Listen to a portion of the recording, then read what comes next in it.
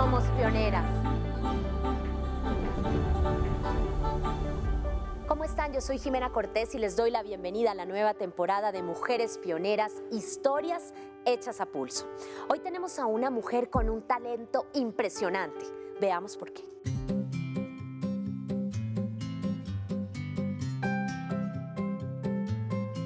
La vida la ha puesto a hacer cálculos desde pequeña. Aunque tiene un gran corazón, sabe muy bien presupuestar los malos tiempos y los buenos para siempre encontrar la solución.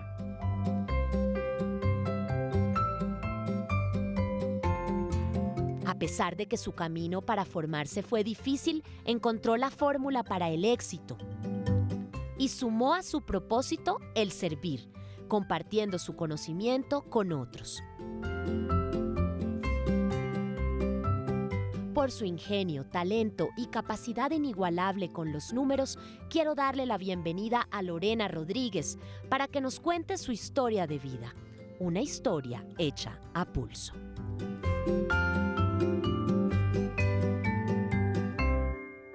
Y ella está aquí con nosotros. Lorena, bienvenida. Qué bueno tenerte. Sigue, por favor, aquí en Mujeres Pioneras. ¿Cómo estás?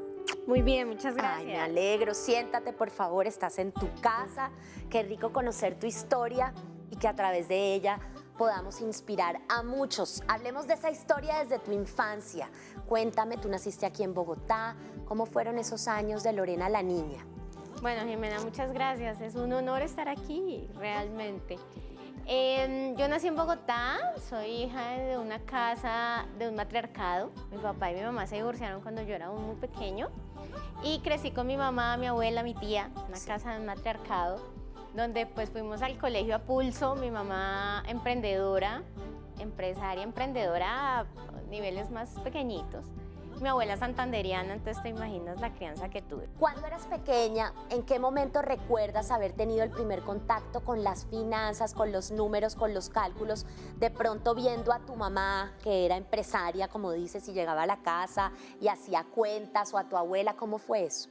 Pues cuando yo era pequeña empecé a ver, mi mamá era contadora de profesión, entonces empecé a ver esa buena relación con el dinero de mi mamá y era que nunca, como que no era que no hubiese el dinero, ¿sí? Siempre era como mi mamá lo administraba muy bien y lo hacía rendir, ¿sí? Pero aún así habían situaciones que eran un poco restrictivas en casa. Yo soy hija única, yo no tengo hermanos. Entonces ahí empecé como ese contacto con el dinero y ese gusto por aprenderlo a administrar adecuadamente, porque vi que con la buena administración podías crecer. Pero no todo era, digamos que, positivo, por decirlo de alguna manera, sino que también tuviste desde muy pequeña de pronto un episodio que te marcó un poco y fue cuando tu padre se va también de la casa. ¿Qué recuerdas de eso? Sí, claro, yo tenía como 6 años y mi papá un día llega y dice, me voy. Y me voy, y yo era la niña de papá, yo era la princesa de papá. En mi casa mi mamá era quien daba orden, quien daba instrucciones. Yo era la niña consentida de papá. Y un día llega a casa y dice, me voy, arma su maleta y se va. Entonces yo me quedé con la sensación de que estaba completamente desprotegida porque pues me había quedado con mi mamá, que siempre había sido la del orden. Entonces siempre fue, eso generó un vacío en la vida, ¿sabes? Donde yo no supe de mi papá como 5 años. Yo volví a saber de él cuando tendría como 12 más o menos. ¿Cómo fueron tus años de adolescencia? ¿Cómo te seguiste desenvolviendo en cuanto a tu parte personal en el colegio para entender cómo se fue marcando ese camino a lo que has logrado hoy en día? Pues fui creciendo, mi mamá, como te contaba, era extremadamente psicorrígida, entonces siempre era el número 1 o el 2 de la clase y si no, no funcionaba. Mi mamá iba solamente a recibir felicitaciones y de las clases en que mejor me iba eran lo que tenía que ver con matemáticas, física, en fin. O sea, yo siempre era la niña, pues la juiciosa. Pero eso también ayudó, yo soy bachiller en gestión administrativa, entonces empecé con temas de contabilidad y esas cosas desde el colegio y adicional yo tenía compañeras que vendían cosas en el salón y yo les ayudaba a administrar, les decía, mira, no te puedes gastar todo, tienes que dejar para volver a invertir, tienes que dejar para seguir creciendo el negocio.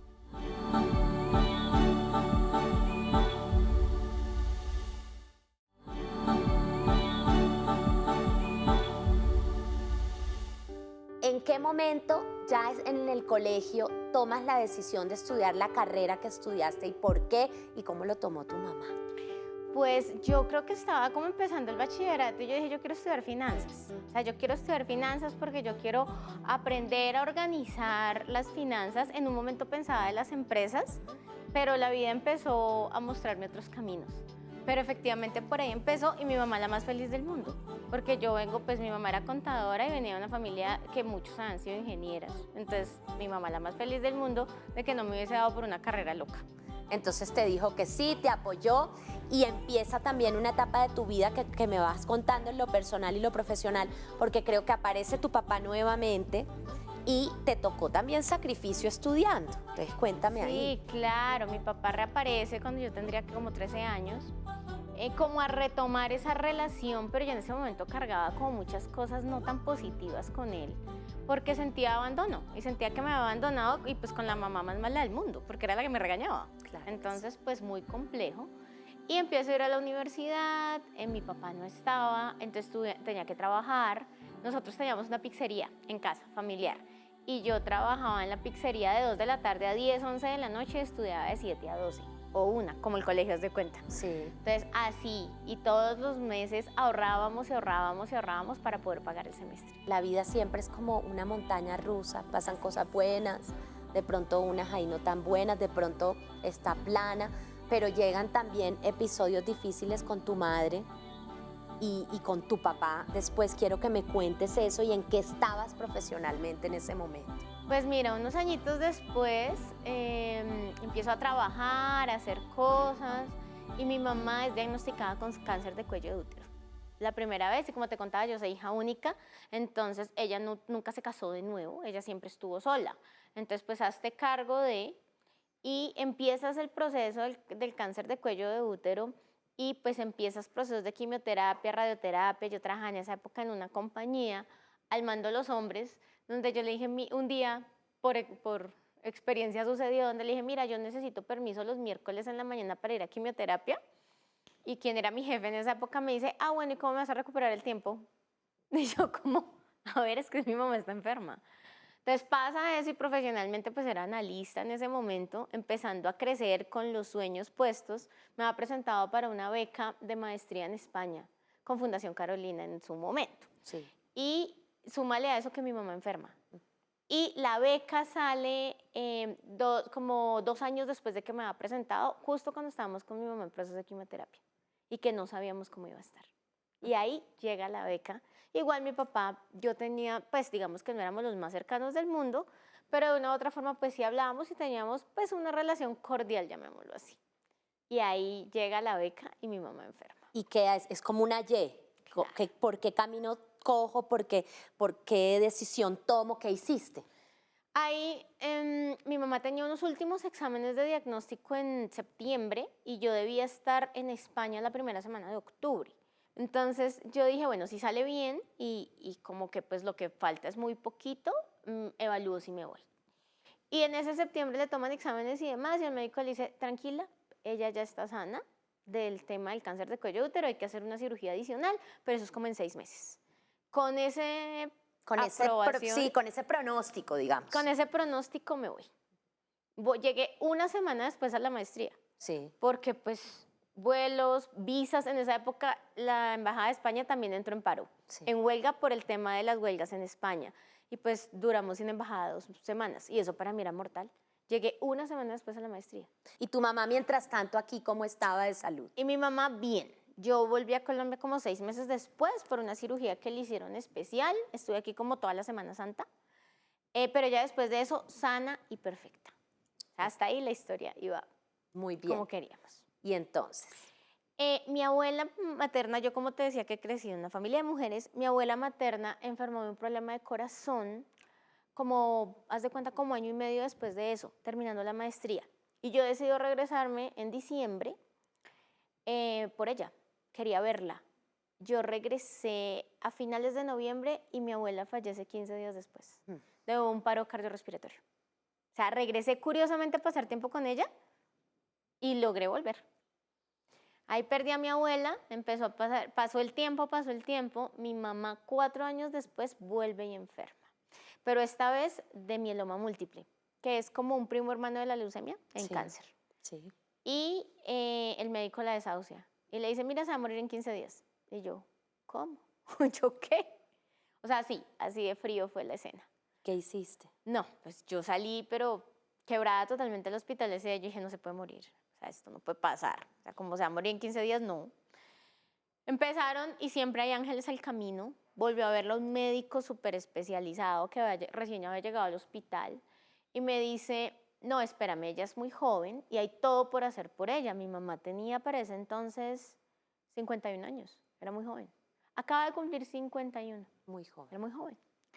Entonces, bueno, hay todo por hacer, empezaron a hacerle quimioterapia, todo el proceso, días muy complicados, quebrados hasta el fin del mundo. Ese cáncer lo descubrimos porque le salió una masa en la cara. Haz de cuenta como cuando se te inflama la cara, de que se te inflama una muela. Sí. Pero era increíblemente grande la masa. Y ella empezaron a hacerle un protocolo de quimioterapia el viernes y el médico dijo, más o menos va a tomar como 2 o 3 semanas que desinflame. Yo llegué el lunes al hospital y la cara estaba completamente desinflamada. Los últimos exámenes, la sacamos del hospital, parecía completamente sana, como si nunca en su vida hubiese tenido cáncer. Sí. Y estuvimos 4 años más muy bien. 4 años después revive la masa de nuevo, pero esta vez en un hombro.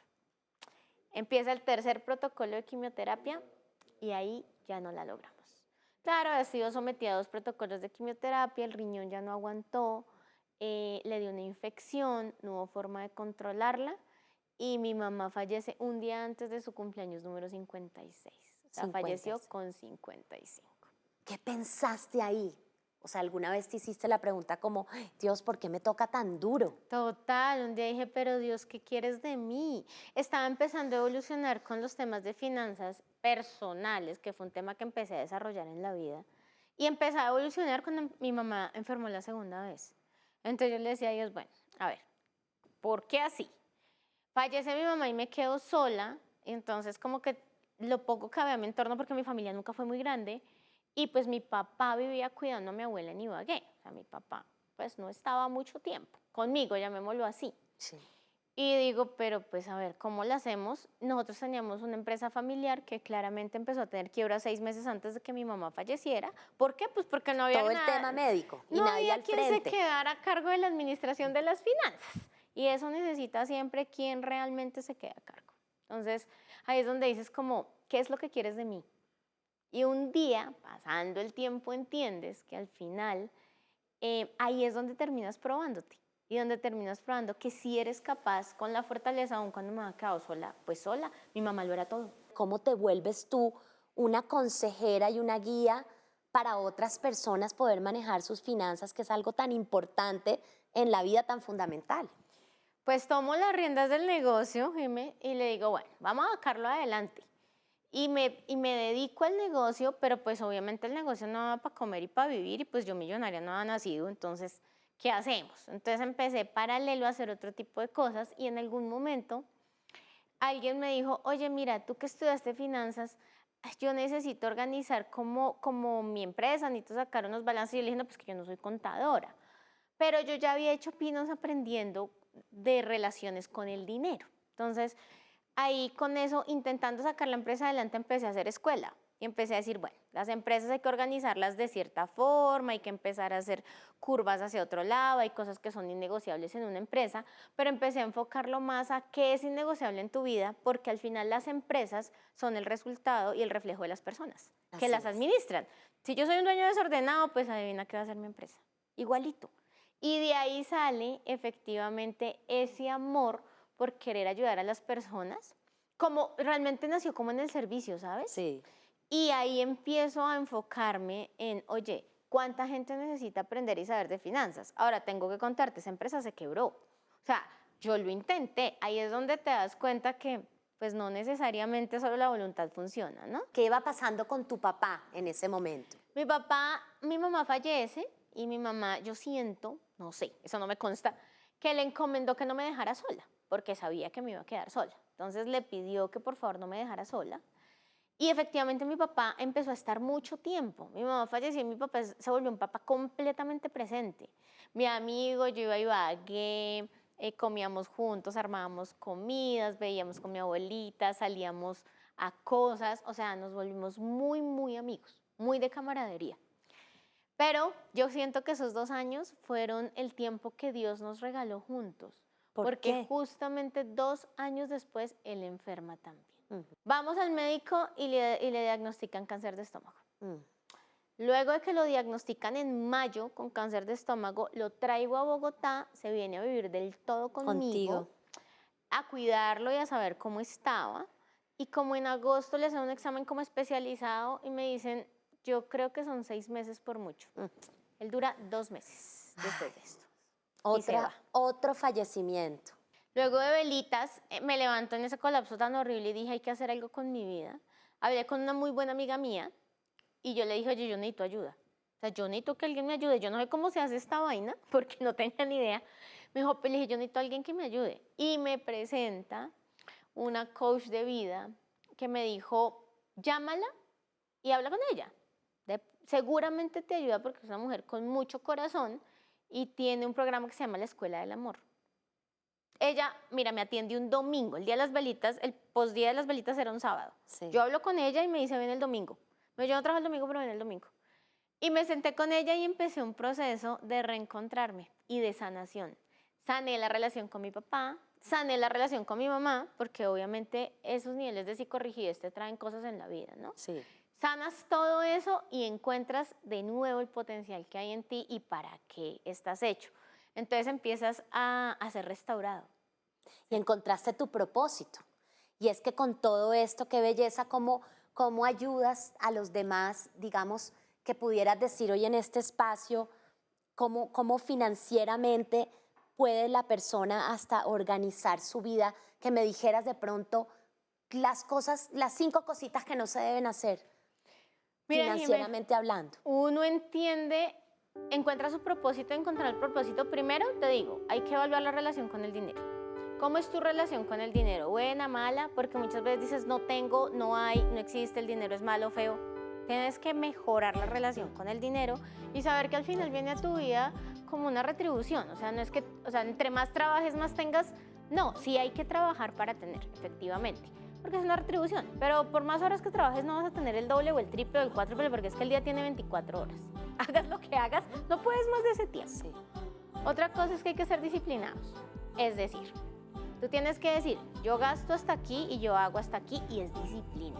Tienes que hacerlo. Pero la disciplina no se adquiere en el dinero. ¿Sabes dónde se adquiere? En hábitos. Tú no haces ejercicio, sales a caminar todos los días 15 minutos. Siempre usas taxi, hoy vas a caminar los 15 minutos y lo adquieres como un hábito. Cuando tú adquieres hábitos en la vida, los hábitos financieros son mucho más sencillos porque tienes ese patrón. Otra cosa que te digo es que hay que controlar los gastos hormiga. El gasto hormigo es el tinto de la esquina de 1000, los que fuman el cigarrillo, los dulces, todo ese tipo de cosas se llaman gastos hormiga y a veces son más grandes que tus gastos estructurales, es decir, el gasto básico que tienes. Y hay algo en lo que tienes que hacer conciencia y es que es cuánto me gano, cuánto me gasto y cuánto me queda. O sea, tienes que hacer conciencia de, bueno, entra tanto dinero, mis gastos básicos son estos, hay que presupuestarlos hormiga y miras cuánto te queda. Si ese saldo da en rojo, como digo yo, es decir, más lo que te gastas que lo que te ganas, pues hay que empezar a tomar decisiones y evalúa las deudas. Nosotros los colombianos estamos muy dados a endeudarnos todo el tiempo. Han venido cambiando el patrón porque la educación financiera ha mejorado. Pues yo te puedo decir que yo creo que el 90% de los colombianos no trabajan en sus finanzas personales, por eso viven tan endeudados. Entonces, con tasas tan altas como tenemos ahora y tarjetas de crédito tan caras y tú todo comprando la tarjeta de crédito, no la logras.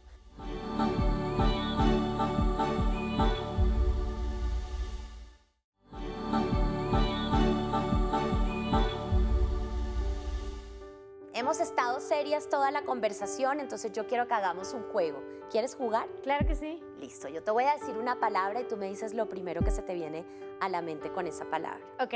Amor, Dios. trabajo, Esfuerzo. dinero, Buena relación. muerte Aprendizaje. y finanzas. Es una escuela.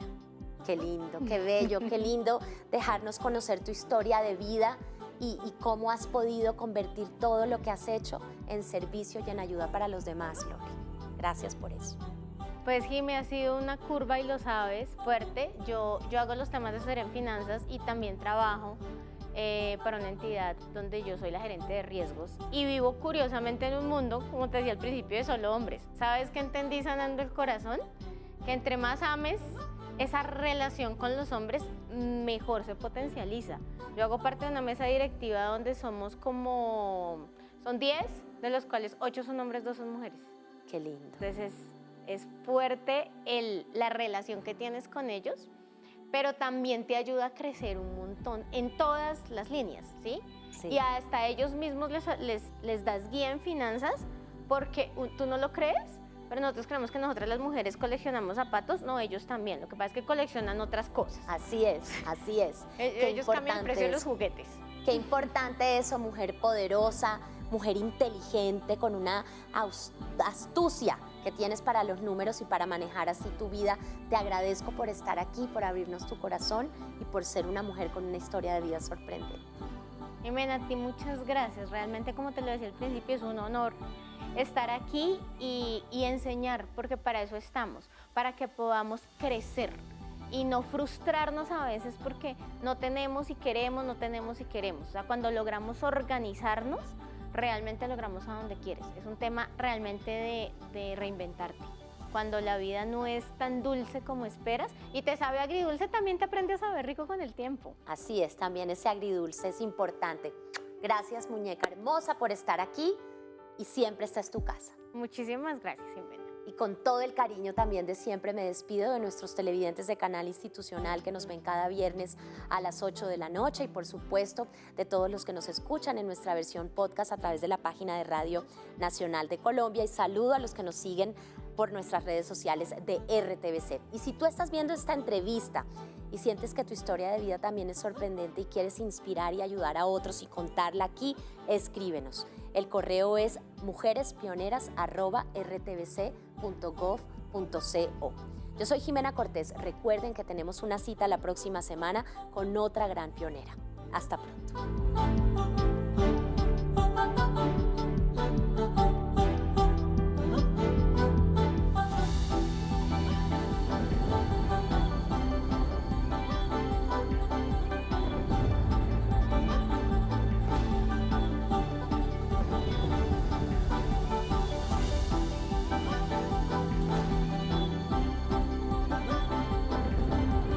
Todas somos pioneras.